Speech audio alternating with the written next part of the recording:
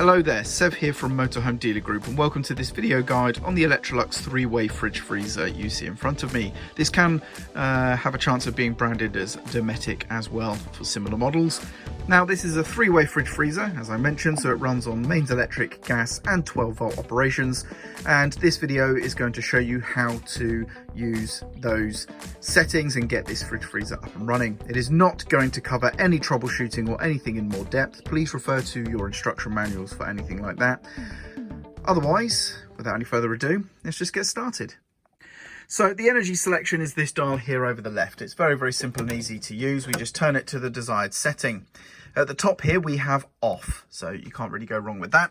Then we have mains electric operation just here. So if your vehicle is plugged into mains hookup, then this will turn on the mains electric operation, and that's all you need to do. Over here, you have a temperature control, which turns from minimum all the way around clockwise to maximum, maximum being the coldest that the unit will try and get. Then we have 12 volt, which is indicated here by a battery symbol. Now please be aware that 3-way fridges are typically not wired to the leisure battery. The 12 volt symbol is actually going to be looking for a 12 volt supply coming from the engine's alternator, because this is designed to be the on-road setting. So when you're driving, this is the setting you will use to help maintain the temperature in the fridge freezer. Now, typically the 12 volt mode is not as powerful as the other two modes of operation. It's only really capable of maintaining the temperature inside. So you do need to get it cold first using mains electrical gas. And then when you go driving, you can switch to this mode, and this will then allow you to maintain that temperature. So as you may have guessed, for the gas operation, we're going to turn here to the gas symbol. We see the igniter igniting just here. This is an automatic igniter. Verify you can see that flashing and you can hear it clicking before you introduce gas, which we do by pushing in the temperature control. And I don't know if you heard that then, it's just lit.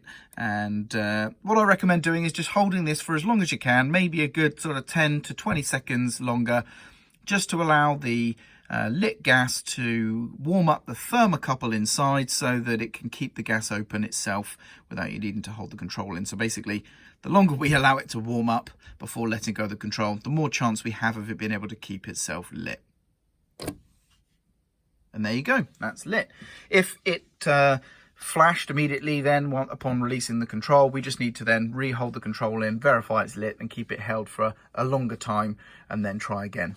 But that's basically it. Now it's sustained on gas, and again we can also control the temperature in the same way we could on mains electric using that dial just there.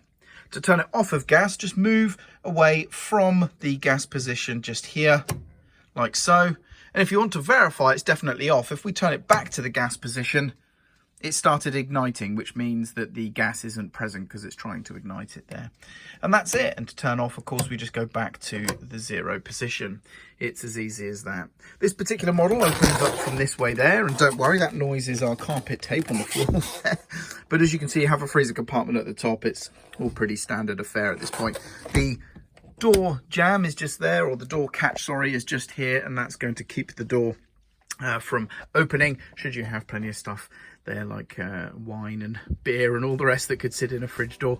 Of course, that's going to stop it swinging open, and it's as easy as that. That's how to use this model of 3-way fridge freezer. I hope you found this video useful, and thank you very much for watching.